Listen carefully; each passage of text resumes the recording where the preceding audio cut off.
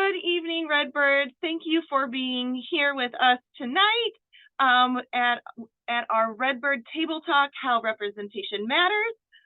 We're just thrilled to spend this evening with you. I'm going to begin our session by introducing our panel. I'm going to wait for some folks to pop in here, and then we'll get started. We're seeing some folks come in. Hi, Steve. Hi, Maya. We are recording this session, so you'll be receiving the link post this event that you can share out. We'll get started in just a little bit. We're waiting for some more folks to pop in. Again, thank you for being here tonight for our Redbird Table Talk, How Representation Matters, Why Representation Matters.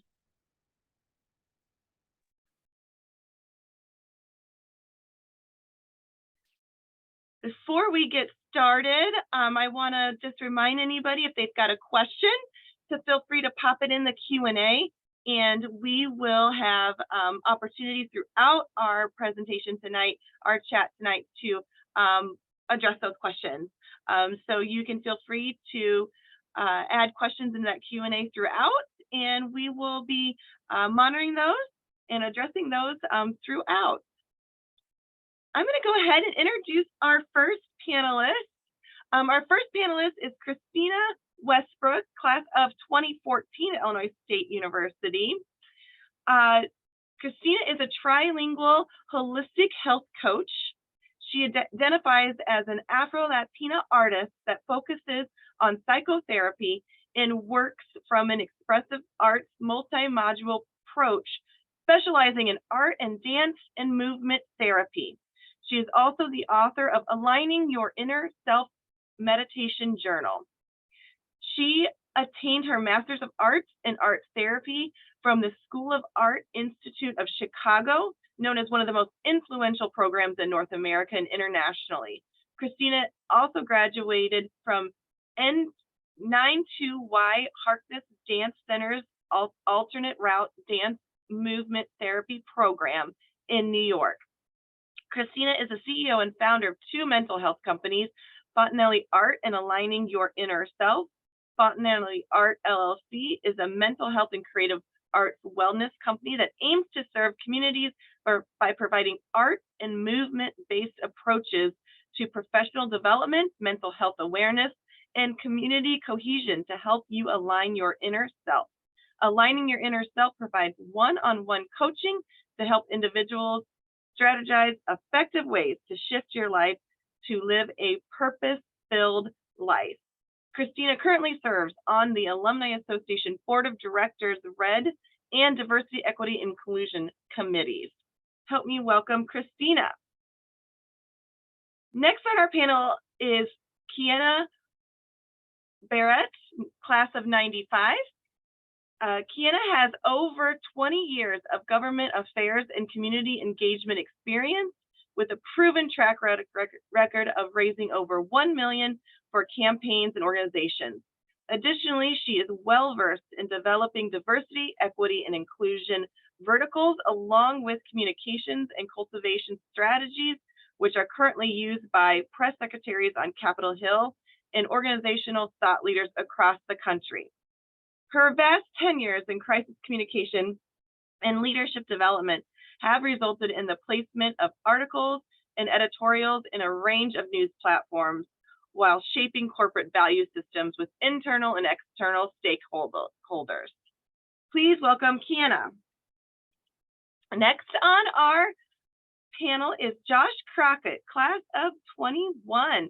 Josh earned his BS in political science with a minor in civic engagement responsibility from Illinois State University in May of 2021 and is currently pursuing a master's in communication. During his time at ISU, Joshua worked at the Center of Civic Engagement as a Census and Elections Fellow to encourage student participation in 2020, followed by his time as graduate assistant for the Center for the Civic Education and Political Engagement. Prior to his time at ISU, Joshua attended Heartland Community College, where he served as student trustee and later secured a position on the Board of Trustees in the April 6, 2021 municipal elections. He now works as Senator Dave Collier's Director of Constituent Outreach in the Senator's new Bloomington Normal Legislative Office, open in conjunction with Representative Sharon Chung. Please welcome Joshua. And last but not least, we have your MC this evening, Matthew Riley. Matthew graduated from Illinois State University in 2015. They have since earned a master's in business administration and a master's in nonprofit management. As a Redbird, they were heavily involved on campus, including president for ISU Pride, advocating for LGBTQA+ students, serving as lead coordinator for Leaders of Social Change, and working for the Student Involvement Center in Braden Auditorium. They currently serve on Alumni Association's Board of Directors in the Red Committee and in the Alumni Association's Diversity, Equity, and Inclusion Committee. Matthew's career is at Columbia College, Chicago, working in diversity and inclusion. So thank you all for being here. I am going to hop off camera and monitor the Q&A. So again, you're just joining us as we go through this program tonight. Feel free to drop questions in that Q&A. We'll be keeping an eye on them and make sure those are addressed. Thank you, and we're looking forward to this. I'm handing it over to Matthew. Well, thank you so much. And just hearing these bios read out loud, what a cool group. I'm thrilled by this. Well, I really want to thank you all for wanting to have our conversation tonight. I think I just wanted to get started by kind of setting the stage.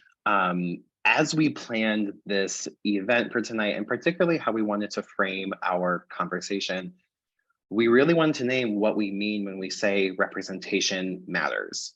In our discussions and really in our root of our work, we discuss all the time that there are identities where representation feels like the default and is expected, and then there are identities where representation feels like a fight, where it's been a battle to get that representation front and center. So my question, first one for all of you, is what came to mind when you heard this topic and you were asked to be a part of this? What kind of came to mind first off when you heard that we want to talk about a topic called representation matters? And then a follow-up to that, what does broadly diversity mean to you? So my question to kind of set our stage is what were your first thoughts? And then what does diversity mean to you? I think I'd like to start maybe in just order of intro. So Christina, what are your thoughts? When I first thought about the topic of representation, I, just thought about the word in itself of presentation, of seeing it as a student while at Illinois State University, the presentation of diversity, the presentation of inclusion. I did serve as the president of ALAS, along with the other APAC and the LGBTQIA plus community, and knowing that was one of the passions that we drove. Yes, we're here, but are we being represented?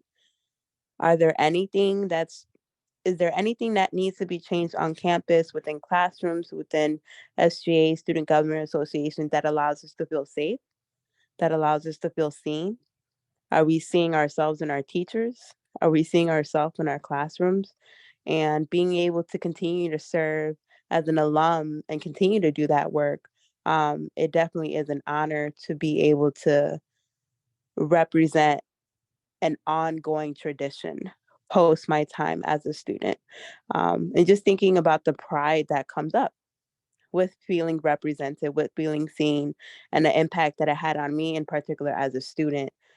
Coming from University of Illinois Springfield and transferring in halfway through my year, going from a classroom of about 15, 16 to one of my biggest classrooms of over 600 students, representation hit differently.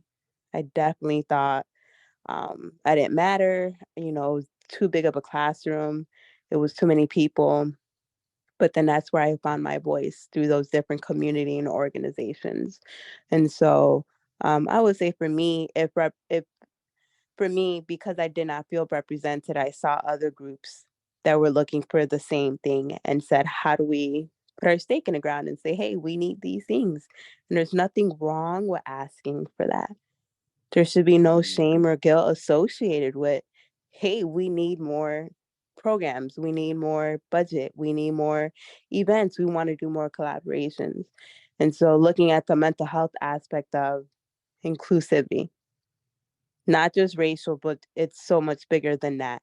That is important, however, but I think it's a group of like-minded individuals that don't feel seen or heard, and the importance of that. Thank you for that. Kiana? Well, good evening, and thank you first and foremost for hosting this dialogue. It's always great to connect with fellow Redbirds.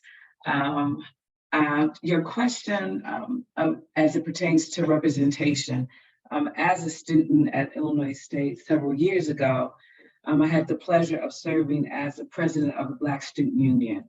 And that was important for me to make sure, as Christina referenced, creating a safe space. As a freshman coming in, you're away from home, you're adjusting to collegiate life. And so it was important for the student body to be embracing of different cultures and backgrounds and different walks of life, and to make sure that there was advocacy and that was not seen in the margins, but in the mainstream. And so it was important as far as making teachable moments.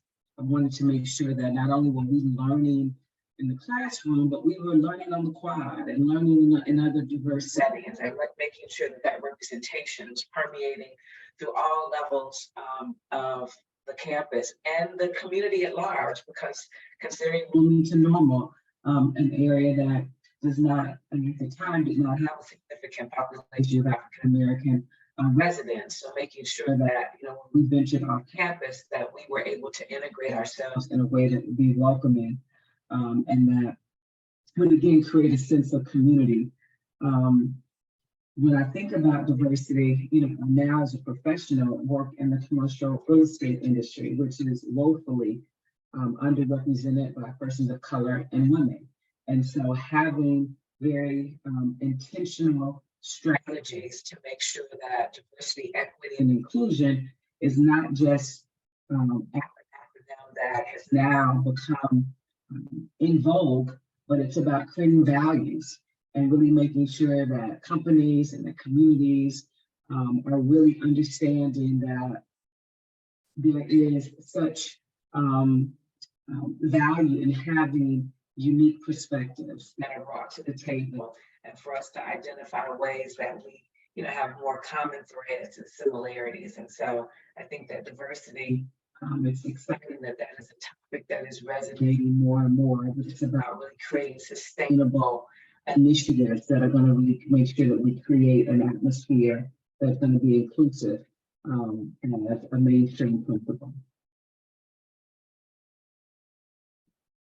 Thank you for that. Joshua, want to ask your thoughts? Yeah, absolutely. So I operate, in a lot of political spaces for my job in politics and government, higher education, regarding my role on Heartland's Board of Trustees, and just other involvement in the community. And those are spaces that I think, or the kinds of communities I'm a part of in those spaces, are often more inclusive and welcoming than what be typical. But I hope that means that I've been able to grow while learning from some outstanding people who are committed to representation and creating diverse and equitable and inclusive spaces. I, of course, thought about this in terms of higher education, as both the other panelists have, but Heartland more specifically. If we as a college say we're committed to student success in the broadest of terms, then that really means that we don't only create an accessible campus where underrepresented communities can enroll, but also go on to complete their program of study and reach success by meeting their goals, whatever those may be for their own lives. So I could go on about the specifics of Heartland regarding EDI and representation, but at the core of it, representation on a campus allows students who may not have been confident about their future, right, to be surrounded by people who either support and validate them, or by those who have had similar lived experiences to cheer them on and to pour into them. So, I think we need to think as a campus about representation in the broadest of senses, right? So of course, underrepresented communities, the queer community, but also those students who just don't look like your typical 18 to 22-year-old student, in whatever way that may be, and the specific challenges facing them, right? So that working parent who doesn't have childcare, so they can't focus on their studies, that student who lives in a rural community and who doesn't have access to internet, but the library closes too early, or that veteran who wants to go back to college but faces a whole set of other barriers. So, I think it's really important to think about this, long and hard about our own identities and the positives we bring to the table, but also our biases and the perspectives and experiences of others that we need to actively seek out to ensure that we're not just saying representation matters, but that we're, truly living it out and creating those kinds of inclusive spaces. Absolutely. And I'm seeing a theme in everything that you all said. So thank you for that. I'm thinking to follow up to our next question, I think we've all named it, but representation isn't just a thing that's nice to have. I think we've all named that can be the difference between feeling like you can apply to a representative position, that you can see yourself seen in leadership or not. But a lot of us also name that can be the difference between feeling safe and feeling like there's danger in just being in the world. I think that you've named some of this, but I really want to drive home the point is, especially today, I think we hear a lot that representation is out there. Maybe this work isn't as necessary, right? I think we've all heard this in some of our work, but why is it important right now to continue to focus on representation in all of our work? If anyone wants to start with that. I think I resonated with all of your things, but really thinking about now, why is it still necessary to focus on representation in our work? I would say representation is still important now because now it's a sense of responsibility. I think that we're at a point where I believe this past year or 2 years ago, we reached the highest numbers of enrollment, diverse enrollment at Illinois State University. It was really record breaking, which is great. And also knowing that, all right, that comes with a lot more responsibility now of having that many more students on campus. Do we have enough housing? Do we have enough resources?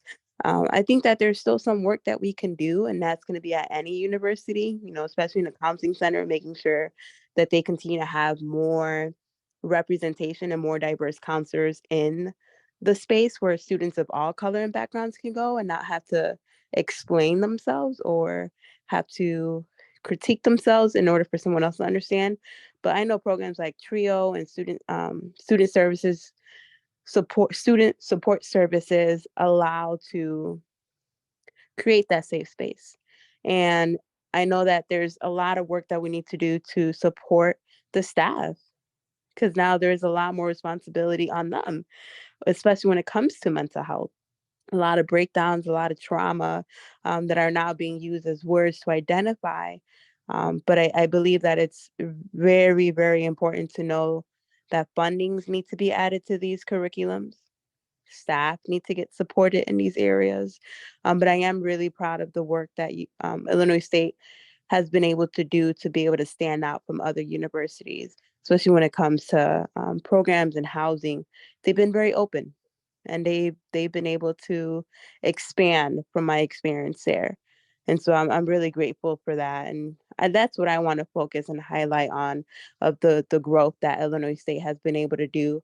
I've heard a lot of horror stories, which happens everywhere, but the responsibility that the leaders at ISU talk about things and they name it and they address it and they don't belittle it. I just respect that about the culture of Illinois State University, and I brought it into my own spaces of leadership as well. Well, I have to say two things come to mind. One, just this week, the Chicago Tribune ran an article about a new media platform called Onyx Connect that a series of students from ISU have come place. And I was so pleased to see that level of innovation, that level of collaboration, and that level of enterprise that our fellow student body recognize that we receive information on so many different platforms these days, and really making sure that we're communicating and meeting people where they are. And so I was very, very proud to see that that level of engagement is still very prevalent and welcomed on campus. And so that was one. Secondly, I have to say that diversity and inclusion and representation has become even more paramount, just given the economics. I was reading a study the other day, and it talked about the cost of exclusion. And Citigroup conducted a study where they examined that America could have been $16 trillion richer had it not been for inequities in education, in housing, in wages and business developments. And I thought that was striking because it's an imperative now that inclusion be at the forefront of all that we do. Because when we marginalize communities, when we marginalize individuals, we really are stunting our growth as a collective. And so from a bottom line perspective, I think it's important for us to not only speak to it as the right thing to do and using it as a moral compass, but also making sure that we connect it to numbers and success, because that tends to resonate with key decision makers, particularly in the business realm. And so I think it's important that we continue to quantify what some of these inequities mean for resources and for our growth as local communities, and then in a global dialogue as well.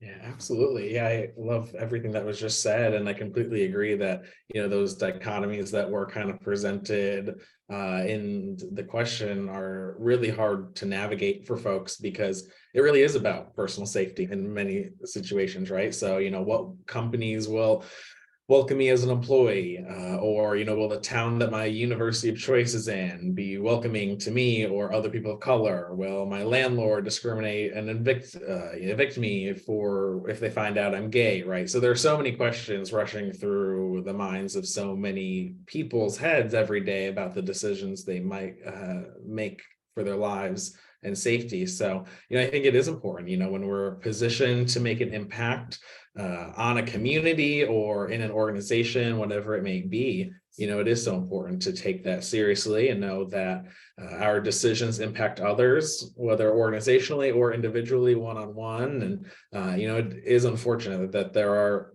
people who view others as secondary citizens, right, without certain autonomy and rights that they deserve. And so, for those who feel decisions are impacting other people, not me, or people in other states are being impacted by this, not us, and they feel they can be hands off, no, these issues are impacting all of us or those we care about. So, I'm passionate about representation, especially how these conversations are impacting education right now, which we're seeing play out. But, it is so important that we recommit ourselves to, honestly keeping our part of the world moving forward, representative, inclusive, and working with others along the way until folks have equal opportunity in a representative and diverse organization or community everywhere.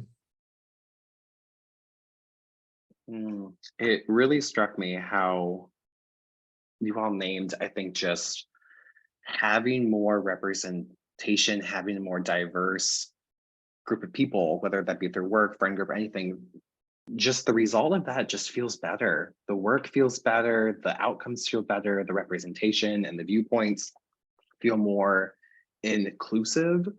Um, but I think what really struck me too is I also, you know, I'm my work, my home, my friend groups, I spend time and put myself in spaces where I feel affirmed, where I feel represented. I also teach in higher ed.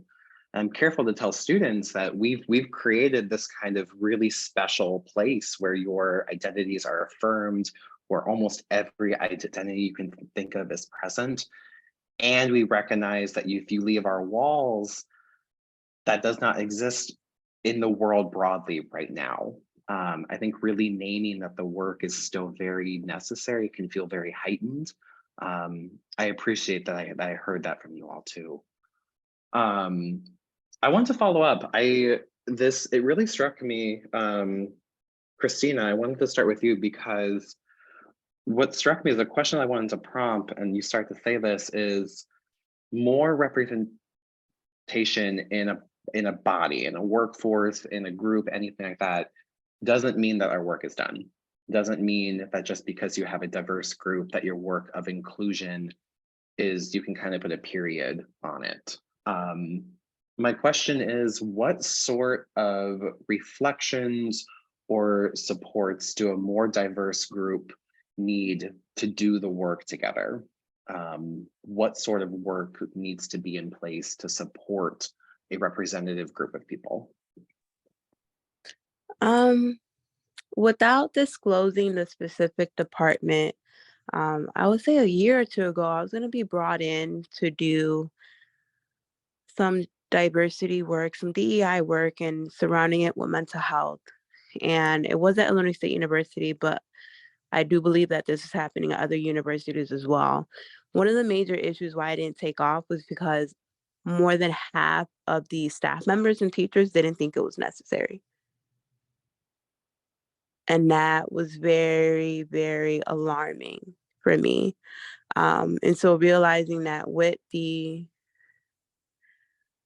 beautiful diversity, the beautiful numbers that are allowing more people to have an education, to have access to that, are we bringing them into spaces where they will be seen, heard, and respected? And I think that's just a matter of fact, and that's happening everywhere. And so one of the biggest things that I want to highlight is the mental health portion and the amount of trauma that's happening into specific groups just for how they're showing up in the world, and that bias that's possibly taking place in the classroom as well. And so knowing that we need more training, we need more conversations. They should not be optional. They should be mandatory. And being able to bring in resources that can meet those needs, but having the same mind. You know, our different departments or groups or organizations on campus, do they remember what their mission was? COVID had an impact on all of us.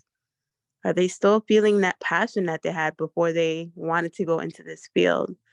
And unfortunately, I did have experience in a counseling center where I was having, this was before I knew that I had anxiety attacks, and my trauma was downplayed. It was like, oh, just take a nap, you'll be okay. Oh, this happens all the time. Finals is coming up in 2 weeks, so that's probably just it. Was that right? No.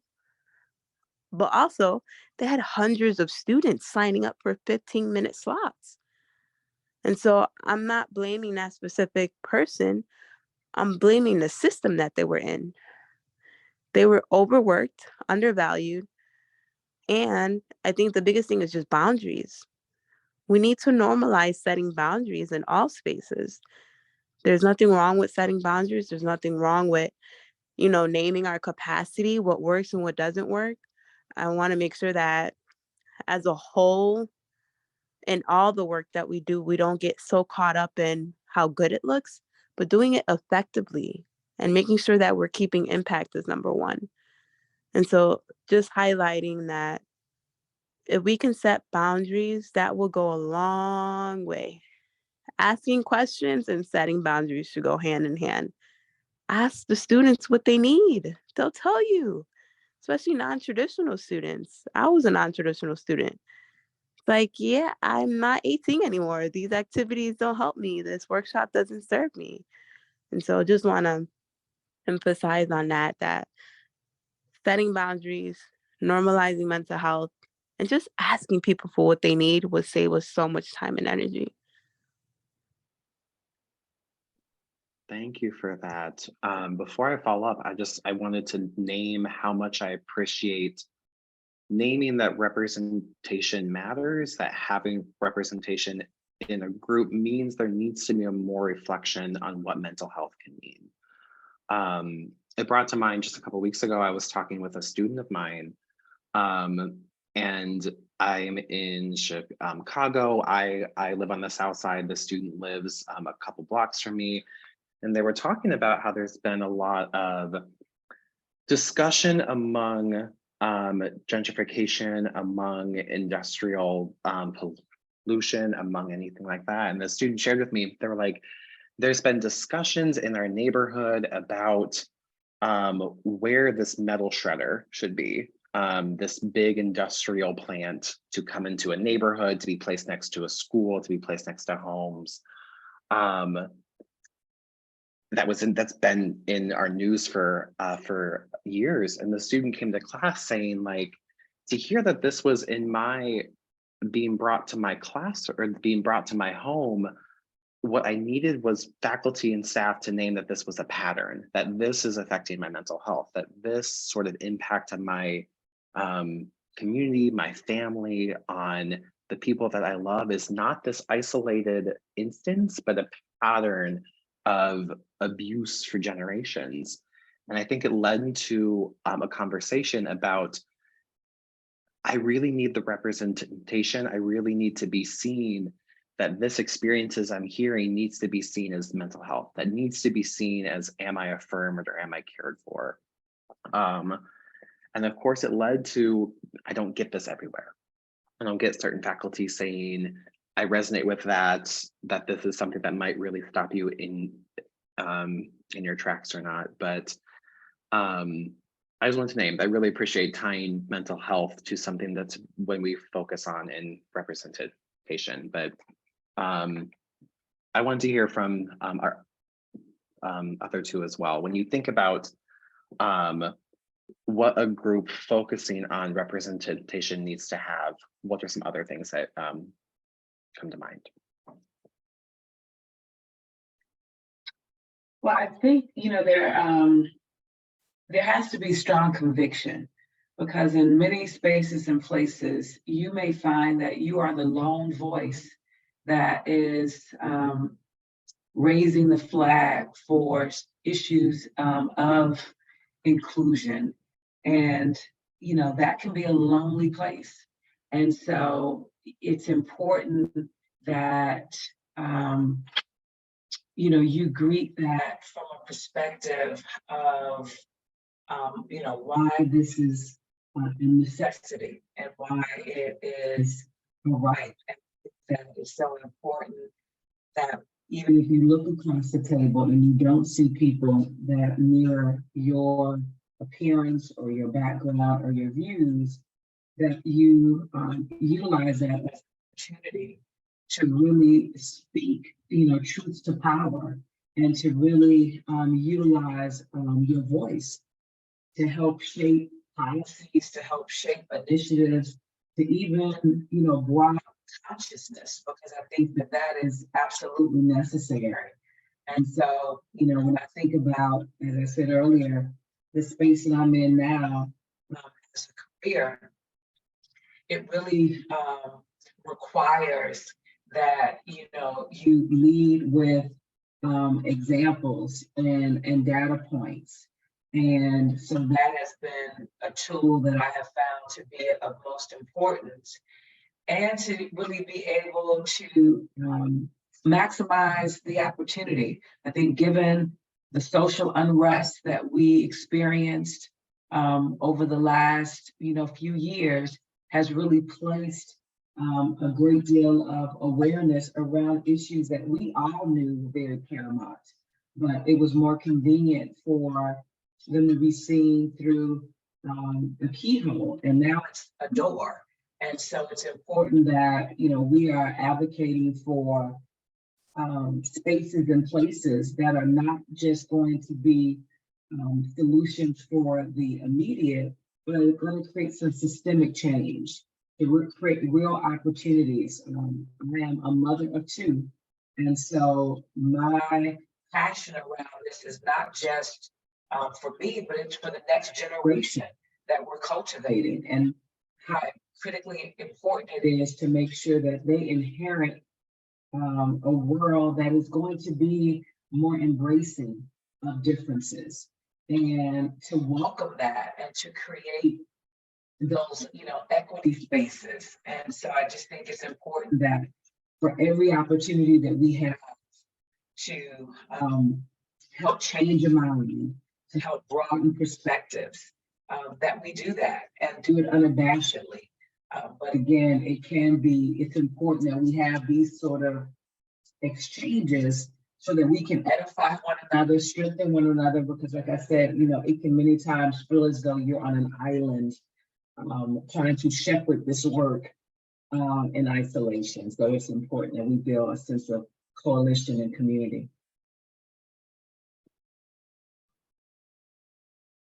Yeah, and in addition to everything that was said, which I totally agree with, I would say investment in resources, right? I think it's been said by many that a budget and a strategic plan is a statement of our values, right? And I think that's true for, we talked a lot about higher ed or governments or businesses or local government and communities, right? Whatever it is, put your money where your mouth is, put your resources, where you're saying your heart's at. So if we talk about truly creating diverse, representative, inclusive communities where everyone can thrive, that's so important. And one good example, back to education, which is, what we've talked a lot about, the state of Illinois has a program called the Workforce Equity Initiative, and they partner with community colleges, not just Heartland, but all sorts across the state. And they give community colleges funding so they can get high need and underrepresented communities in educational programming, right? But not only saying get them in the door, but let's truly support them. So free tuition, they get their books covered, they get a stipend, because often those folks cannot afford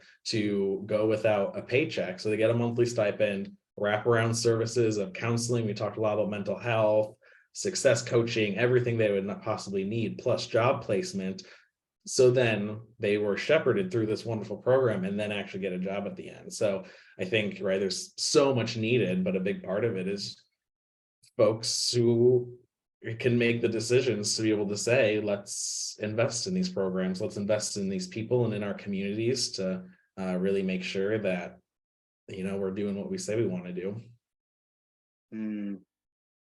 So much, yes.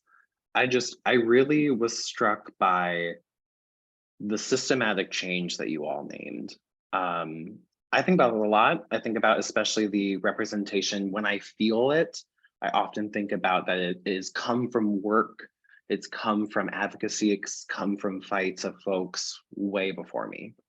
And some of our fights right now, we might not see the result of, but the future ones that we love will. And I appreciated hearing that.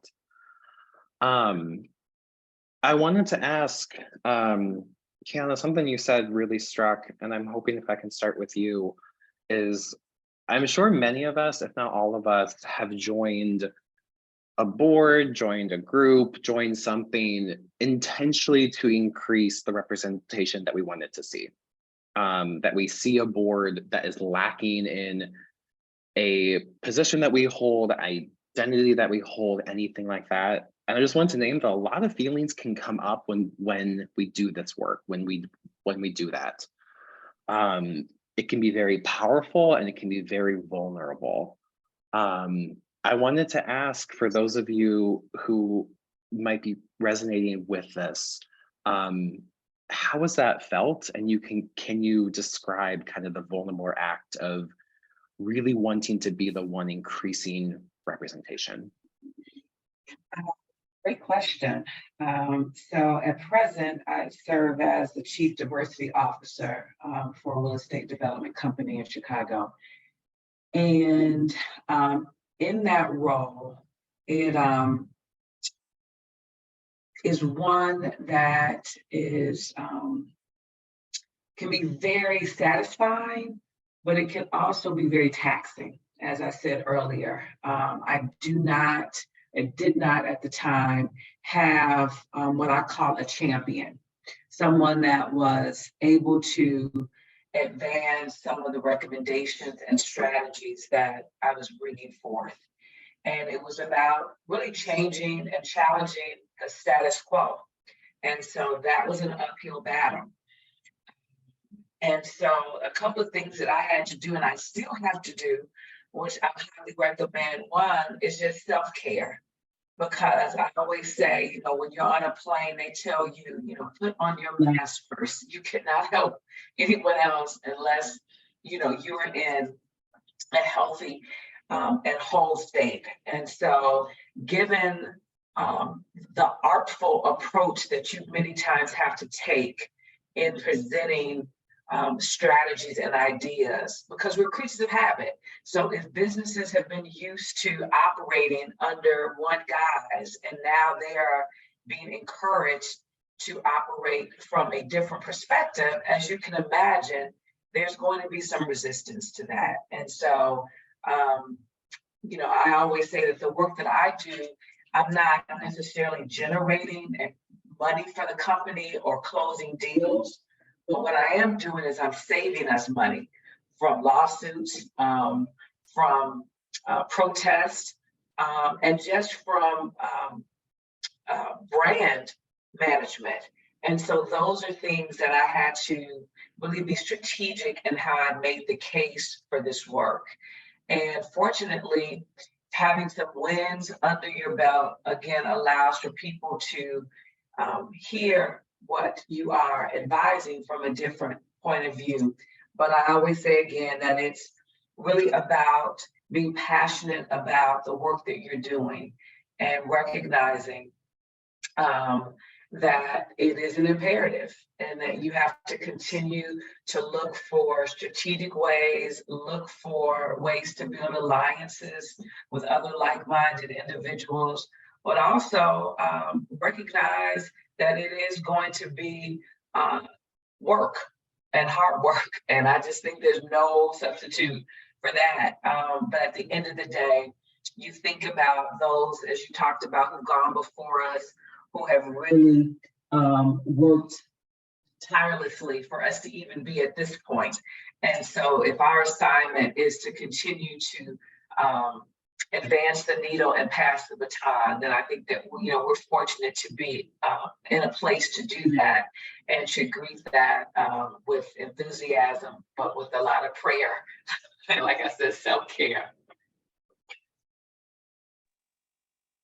Kiana, I just want to thank you for naming that. Self-care, self-care, self-care. I am all about self-care. It needs to be a lifestyle. It needs to be a maintenance thing. And I want to highlight where I wish that what we could do is have more of these talks and conversations with students and talking about self-care in the workplace. And just like knowing that the job, your first job, second job, fifth job, 10th job may not be what you thought it would be, right? And so I think when it comes to representation, for me, I'm thinking about, I was working at a psych ward in Harvey, Illinois, and I worked there for several months, try to bring in innovative ideas and changes. And like the psych ward at this specific unit was very intense and acute. And I saw myself burning out.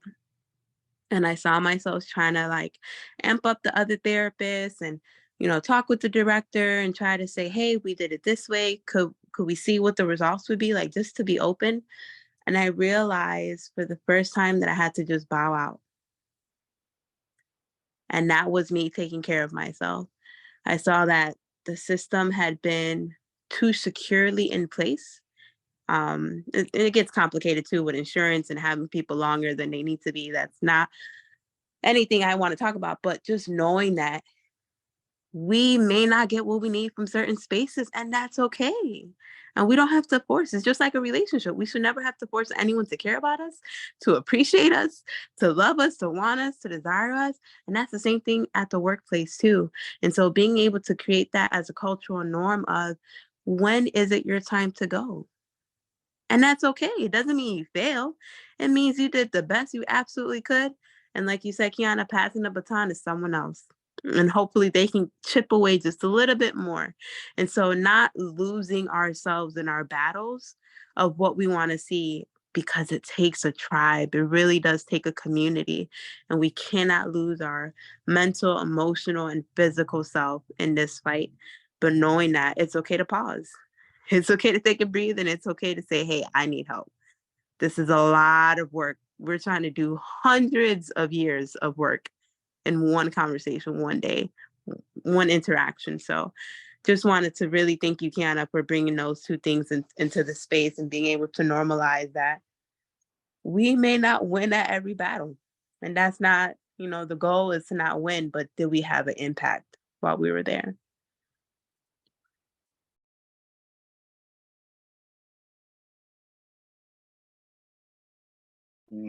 Thank you. I think that really struck, because it feels like that to me is a lot of the foundation of this work, to not make it, solely on us individuals or us as a title or us as a department, but work that we can feel that we are investing in when we are here, that when we start to burn out, it feels more organic to step back, but that work continues to grow on. I appreciate that. I wanted to ask maybe a question about if there are folks on right now, and this is a good time to remind folks if they have a question, if they have a comment or anything, that our Q&A is turned on, so please feel free to use it.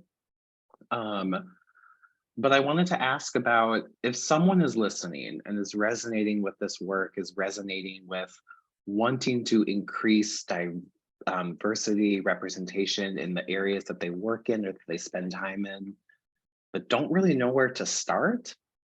What advice do we have for them? Is there any sort of, I hate to say just tips or tricks, but I can understand that starting this work and starting the conversation can feel a bit daunting. I'm hoping if you folks have maybe some advice to speak to that, that'd be great. Yeah, well, I'd add that, for those folks who have that motivation and are willing to actively listen to others, are already on such good footing, right? So if someone's eager and wanting to, then that's a great place to be. And, I just think it's really important to listen to understand, not listen to respond, right? And to get your point across. And, often as, we know, hearing others and understanding that others may have a different experience really opens our eyes to how complex these issues are, and can help us understand what others may be going through and the role we can play in being a positive change. Spending time on ISU's campus, getting to know and working with some of the coolest, most outstanding equity-minded student leaders, is exciting for many reasons. But something I always appreciate about the student mindset is that, since they're here to learn, right? Many of them are willing to admit what they don't know. They're willing to take the time to really reflect and thoughtfully and respectfully craft a question, right? To better understand the experiences of others or to learn something new, right? And I think that is something that I've taken away from some really bright young people, and as we all should. And, I spent some time, as my bio mentioned, at ISU Civic Engagement office, and they have a program all about deliberation and deliberative dialogues, and so they facilitate these really meaningful conversations about really complex, hard, difficult issues. And I think in life that can get so heated, right? But they do such a great job of teaching students, how do you cool the temperature? How do you, while maintaining your boundaries, right? Because we've talked a lot about that today. That's a huge part of it. Is that saying, like, I'm not going to accept you, saying things you shouldn't be saying, but if you all are approaching a conversation from a place of understanding and wanting to learn, then, you know, some really great things can happen when you better understand the perspectives of others. Thank you for naming that, Joshua. I would say in addition to that, for me, is know your why. Why are you doing this? Before you join anything, before you do anything, whether as a student or going into politics or taking on a really big role, I think of it as an activity that I do of a spider web where you write out your why and then you write out your core values around that why. Because your why is going to be the driving force on those good days, on those bad days, on those scary conversations, and being able to come back to you. If it doesn't connect with you and tell a story and a passion, it will not bear fruit. And so knowing your why, identifying what is your core values underneath this why, and then what is your support system connected to this why?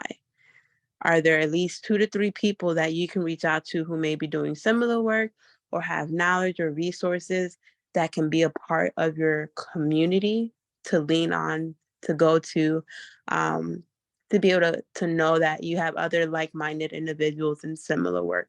And so I think going through that strategy allows for people to not be pulled and pushed and, well, this is how we do it. This is what we think. You'll be able to stand firm as a pillar um, in the work that you do with that strategy, knowing your why. I love that. Thank you. I did want to ask just if anyone wanted to share. I have one more question prompt for you all. And I think can be quick, but I do think it feels really special to ask. It's just moments when we feel truly represented can feel so affirming and so wonderful.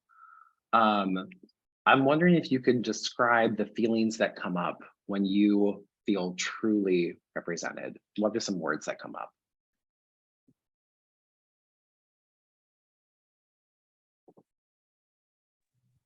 I'll go first. I had this feeling recently watching Encanto, the Disney movie. It is based off of Colombians, and I had no idea. Like so many people recommended it. The feeling I had was overwhelming. I mean, to the point where I get emotional now between the hats, the colors, the food, and them just showing the different colors of Colombians and just so spoken for through the music and the different hairstyles. Like I saw myself in one of the characters and I was like, wow, I haven't felt this in a long time. And so it was like a bittersweet moment of like, I feel so seen. And they did such a great, authentic job. And it wasn't like a parade. It wasn't to mock or mimic, but they actually got consultants who were Colombian.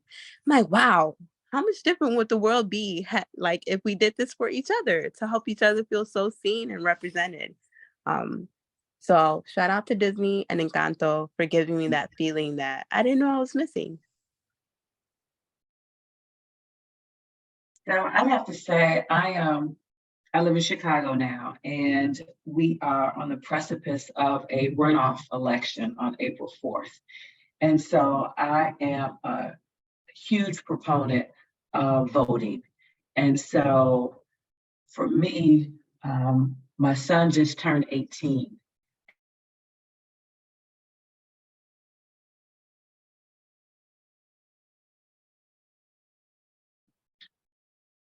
Oh, we may have lost her while we wait for her to reconnect. Yes. Josh, oh.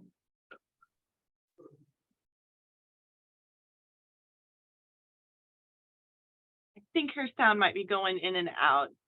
Joshua, do you want to step in?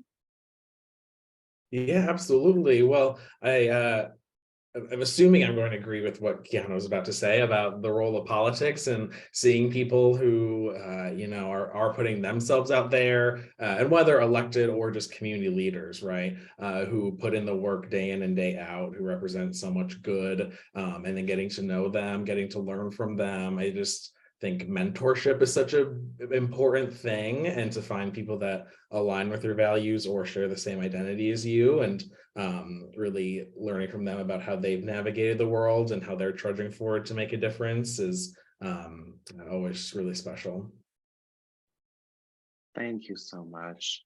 Before I pass it back off to Stephanie, I just wanted to say thank you all so much for this wonderful talk. And for those who joined us, I just want to say we see you, we affirm you, and just thank you so much for wanting to be a part of a conversation as important as this. So thank you all. Stephanie. Yes, I want to echo that. I want to thank the panel. So appreciative of the thought put into this program and developing the conversation and carving out time for this important conversation, and want to give kudos to our Redbird Engagement and Development Committee from the Alumni Association Board for leading these table talks. For those of us who are listening, we are going to continue to have these table talks, and we're really looking for feedback from our alums on topics moving forward. We want to make sure these topics are diversity and equity and inclusion focused. So if you have an idea, don't hesitate to reach out to us at alumni@ilstu.edu and share your thoughts on a possible topic, and if you'd like to be a panelist. Again, I have recorded this session, so all of the attendees and the folks that signed up that were unable to attend tonight will receive this recording, and it will also be located on our alumni virtual events website forever. So we can feel free to share that and revisit this. So again, thank you. Thank you for your time.